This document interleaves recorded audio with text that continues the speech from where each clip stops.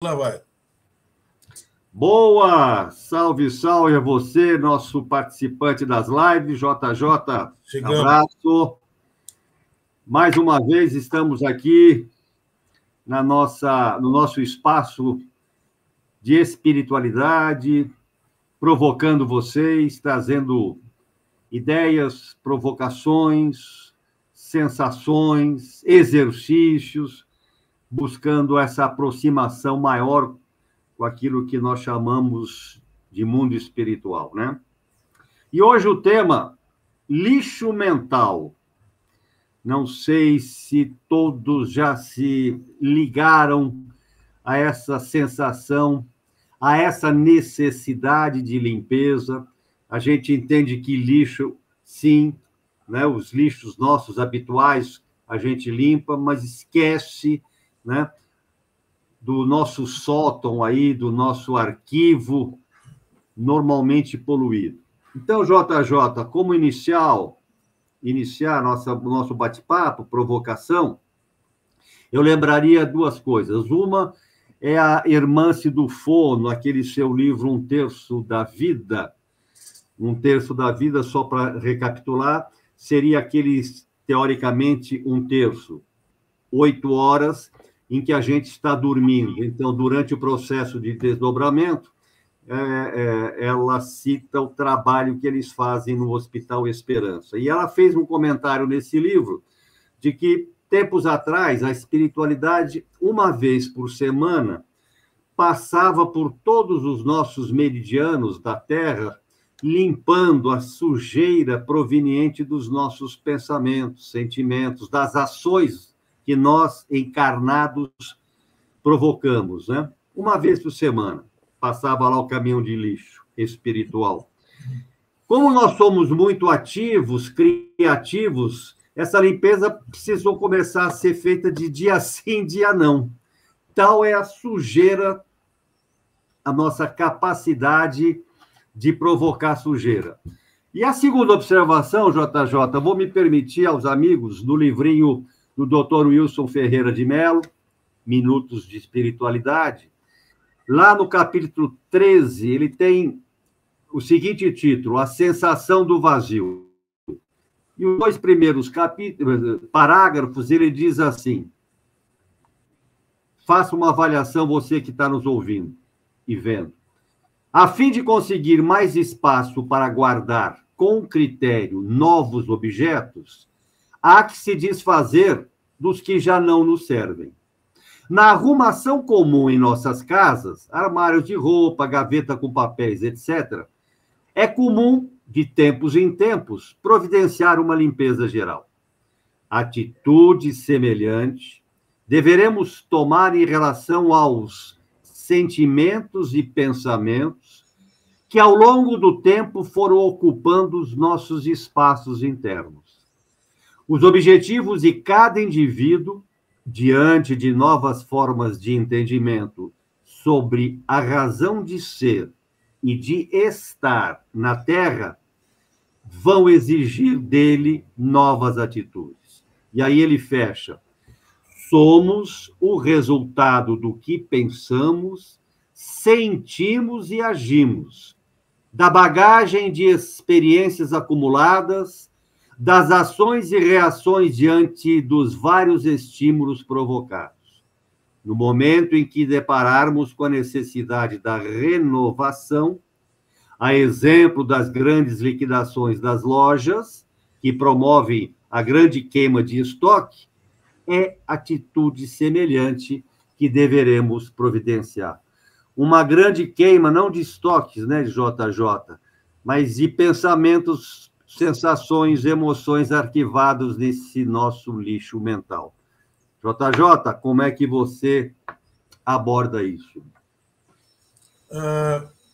O lixo mental é complicado, né? Nós podemos dizer assim, fazendo uma analogia com o que nós produzimos, nós temos aqueles lixos descartáveis, lixos orgânicos, né? Aquelas gorduras. Imagina aquela gordura que gruda e você limpa, limpa, limpa e continua grudada, aquela gordura mais densa.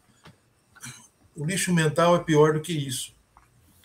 Porque às vezes você acha que limpou, ele ressurge, né? Então é pior que a erva daninha, por que ele ressurge? Porque, na realidade, o que nós projetamos de lixo mental, na segunda live sobre intuição, a gente falou sobre campo emocional e campo mental. Ele está no nosso campo mental. Fisicamente, bem à frente da gente, a 1 metro ou 2 de distância, forma um campo físico mesmo, né? E nesse campo mental ele é repleto de imagens, não são sensações. São imagens e mais imagens que não remontam só a essa nossa existência, mas a outras existências também. Então, o nosso espírito, quando aqui dentro da matéria, mergulhado na matéria, ele começa a projetar nesse campo, de forma até inconsciente, né, imagens que a gente traz de outra existência, de outros traumas, situações, de toda essa nossa existência. E, inclusive, aqueles, abre aspas, sonhos, as fixações mentais nossas estão todas aí nesse lixo. E esse lixo ele vai se adensando. Então, quanto mais você vai, né, aumentando essa densidade desse lixo, você está fazendo o quê? É como se você, em volta de você, fosse empilhando lixo, empilhando lixo, empilhando lixo. Vai chegar uma hora que você não respira mais, você não enxerga mais nada, você só enxerga aquele lixo. Então, você não consegue, troque a palavra que eu vou dizer, perceber por sentir. Então, você começa a não perceber mais nada em volta de você, a não ser aquele lixo. Então, é o que acontece com a maioria das pessoas. As pessoas simplesmente só sentem o quê? O lixo. Elas não sentem mais a realidade. Quem cria esse lixo? É o seu campo mental. Mas como é que surge aí? É o que a gente chama, nas nossas lives, no treinamento, e na espiritualidade, Jesus usa esse termo chamado, chama-se ideoplastia, que é a materialização dessas imagens, desse campo, pelo espírito, através do perispírito. Ele plasma mesmo. Então, você tem uma ideia, é como aquele cachorrinho do Asterix, né? Uma ideia fixa, né? Você tem uma ideia fixa naquela ideia, né? Uma mania, você está criando um campo com aquilo, e aquilo vai aumentando cada vez mais em torno de você. Não necessariamente é o que você está sentindo, mas o que você fica pensando. Ah, eu penso positivo e vai acontecer. Não, você está pensando em positivo, pode ser que você está pensando uma bobagem, você está criando um campo mental, né? E tudo aquilo que é o campo mental, quanto mais intenso, mais intensifica o mental, menos você sente. Então, o processo inverso. Quanto mais intenso é o campo mental, menor são as sensações. As suas percepções diminuem, você está bloqueando. Depende da situação e o pensamento, isso se torna uma prisão. Quando há uma sintonia, aí começa um processo interessante, né? Que é o lixo perigoso, o lixo tóxico. Quando existe uma sintonia entre o que você está sentindo e pensando, isso é denso demais, é o chamado processo de ovoidização, que prende o espírito, porque aí aquilo que você sente se transforma em realidade, aquilo que você mentaliza. Então, aquele processo de culpa constante, né, de auto-sabotagem, tem várias formas de chegar a isso. Então, por que o espírito chega na espiritualidade, puf, vira um ovoide? Ele já criou esse ovoide em volta dele até encarnado. Ele potencializou isso com as sensações. Então, muito cuidado, né, entre pensar e sentir são coisas diferentes. Quanto mais você pensa, menos você sente. Então, nós temos que ser um ser louco, sabe? Não, você tem que deixar o teu campo emocional passar o mental. O mental é para organizar, não é para ele estar à frente. Então, às vezes não, né? Quem tem a percepção mediúnica, às vezes se aproxima do campo mental da pessoa. Nossa, é uma confusão, é assim, define coisas, viu um monte de imagem, realmente viu, é tudo que a pessoa está pensando, está projetando nesse campo. Às vezes ela não consegue entender ou sentir, ela tem que se aproximar mais para entender o campo emocional que está dentro do campo. É como se fosse um ovoide em volta de você, com uma distância de 1,5 m, 2 mental, até 3 metros. Dependendo da situação, da capacidade da pessoa, esse campo ele aumenta. Ah, mas ele vai além do espaço? Não, ele tem espaços definidos, ele é denso. Na espiritualidade, o pessoal vê sim. O emocional é diferente. O emocional não tem. Olha que interessante. O campo mental está preso aonde? Na sua mente. A mente, ela está presa no tempo e espaço. O emocional não tem tempo nem espaço. Então é ele que se projeta para a espiritualidade. Por isso que você fala assim, mas eu estou pensando aqui firme, estou com o pensamento firme, mas o espírito está me perturbando. Perturbando porque ele está vendo, ele está sentindo o teu campo emocional. Não que você está imaginando, que você está projetando. Ele está sentindo você outro campo, que é o campo que vai para a espiritualidade, realmente transpõe essa dimensão em termos de tempo e espaço. Então, JJ, reforçando para o nosso amigo da live, se eu não reciclar esse lixo mental, se eu não aprender a filtrar esses estímulos estressantes, se eu não aprender a proteger a minha mente quando, eventualmente, até alguma sensação de fora possa me contrariar, ou essa lembrança do passado possa se fazer mais presente, eu vou adoecer psiquicamente. E aí você diz, posso, inclusive, virar o ovoide, né? Por que você adoece? Primeiro, porque se forma um ciclo que você não consegue trocar energias com o exterior seu. Né? Mas não é emocional? Mas o teu mental bloqueia qualquer aproximação. Essa troca que o perispírito precisa fazer com os campos de energia aqui na matéria não existe, começa a bloquear. Quando isso se intensifica a tal ponto, acontece o quê? Se adensa esse processo para esse lado da matéria e acaba criando doenças. Assim, se você fizesse uma análise mais, como a espiritualidade faz com a gente, mais a fundo cada processo de cada patologia que a gente conhece, as origens, vocês vão assustar com a origem disso. Não é o caso dessa live de fazer isso, mas aqui a gente pretende mostrar para vocês o quê? Uma rápida definição do que é, né, esse processo e como limpar isso. Como é que eu faço para limpar meu campo mental?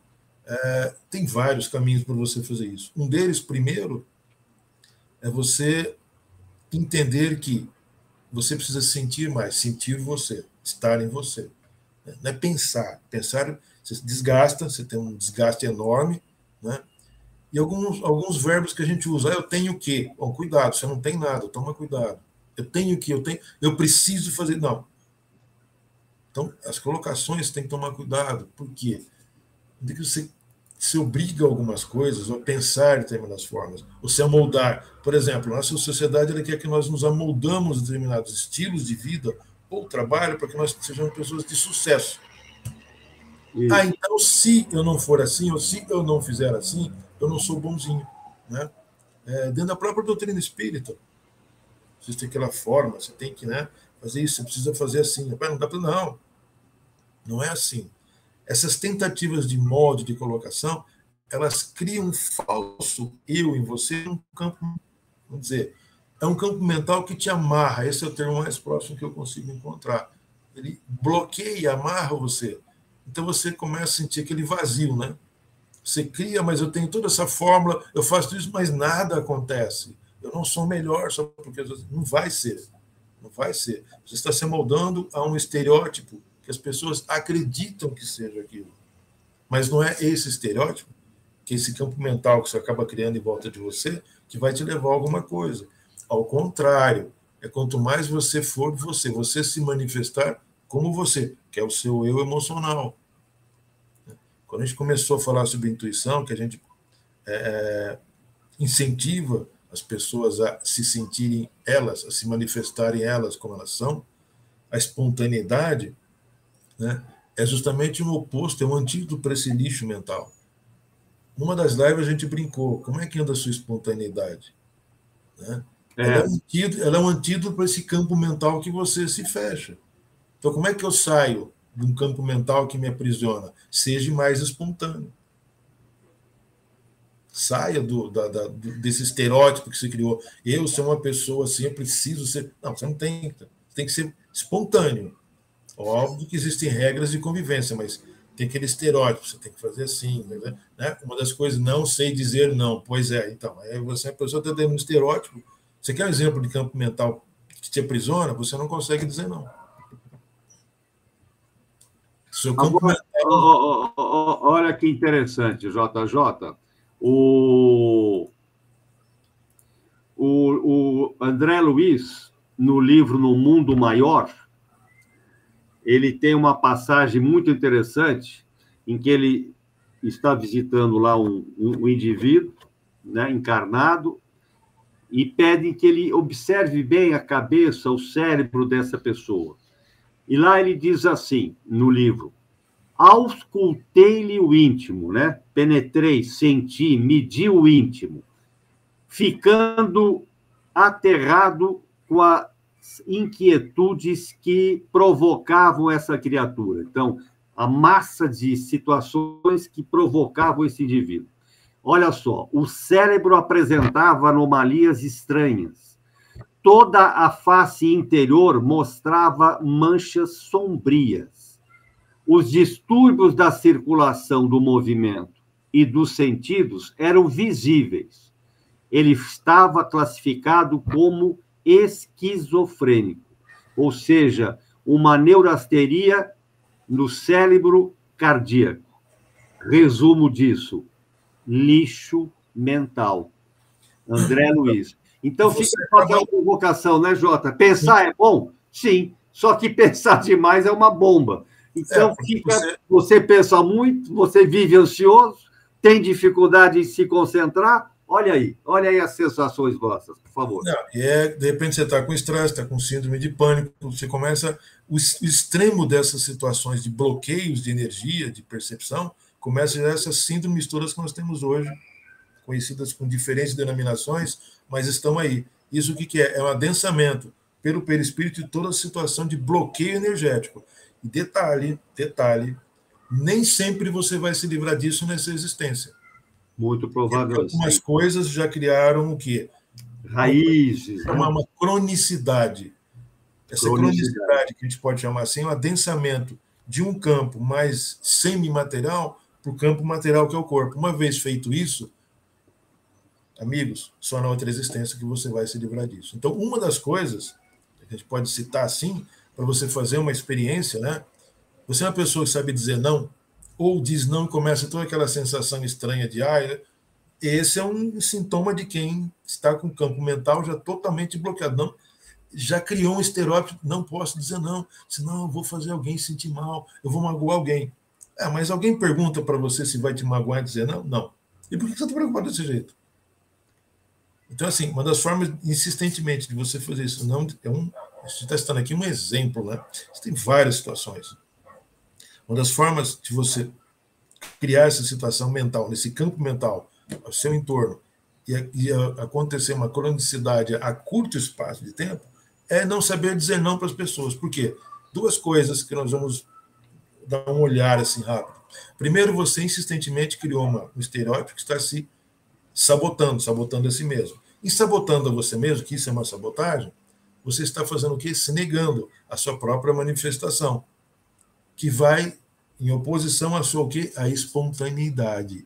Então, entendam, tudo aquilo que vai ao oposto da sua espontaneidade pessoal, você está fazendo o quê? Criando sérios traumas dentro do campo emocional e mental.